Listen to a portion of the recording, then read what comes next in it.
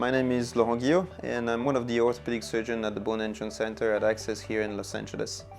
Today I wanted to share with you my experience with the ankle replacement system from BioMedtrix and the cases where it is indicated and the outcome that we could expect from it.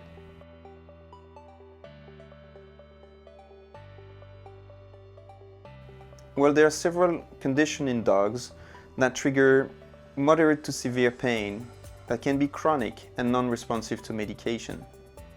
One of these conditions is the OCD of the tarsus that leads eventually to osteoarthritis, and osteoarthritis is a painful condition.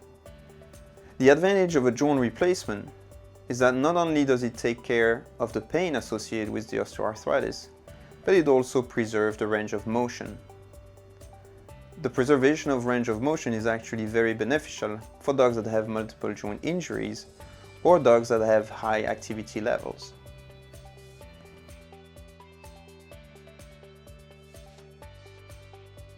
As far as the surgical procedure itself is concerned, the TATE ankle replacement is an evolution of the surgical technique that was originally designed for the elbow replacement system.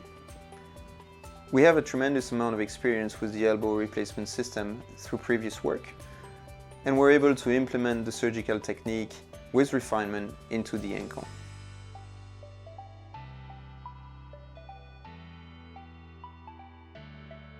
Well, potentially any dog with significant osteoarthritis of the tarsus could benefit from an ankle replacement. And while there are some size limitations to it, it is certainly better to investigate the opportunity of doing an ankle replacement before considering a fusion procedure like the arthrodesis.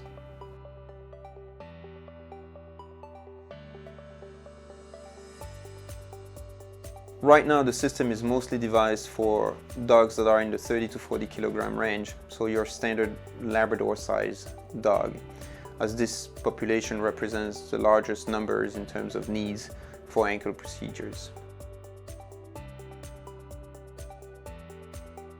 Historically, we've been doing about a half a dozen of tarsus arthrodeses here at the Bone and Joint Center. And looking at those cases, the majority would have been good candidates for the TATE ankle replacement if we had it available at the time of the surgery.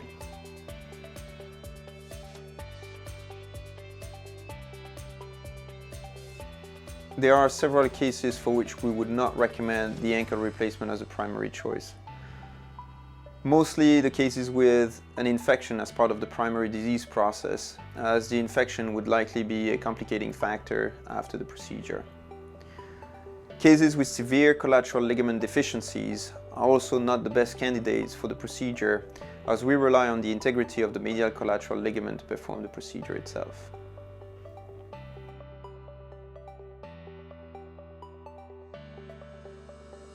As surgeons, we always have to worry about potential complications when we perform procedures. And when I look at joint replacement options, I have to worry about things like infection, implant loosening, lack of osseointegration, and failure of collateral ligaments in cases like the ankle or the knee, for instance.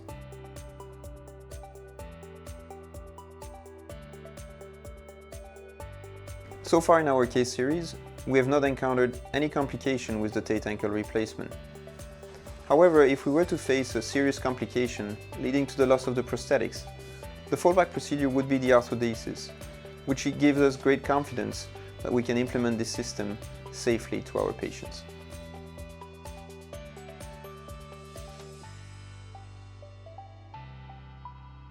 With a successful ankle replacement, we expect our patient to have full weight-bearing activity with no restriction and no noticeable lameness by the time we recovered. One of the main differences that you will observe between a dog that receives an ankle replacement and one that receives an arthrodesis is that we expect the ankle replacement to have full range of motion of the joint, while the arthrodesis loses the range of motion completely.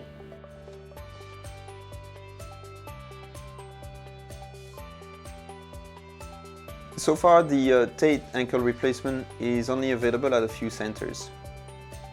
So if you have a potential candidate for an ankle replacement, we'd like to invite you here at the Bone and Joint Center to come over with your case and participate in the surgery with us.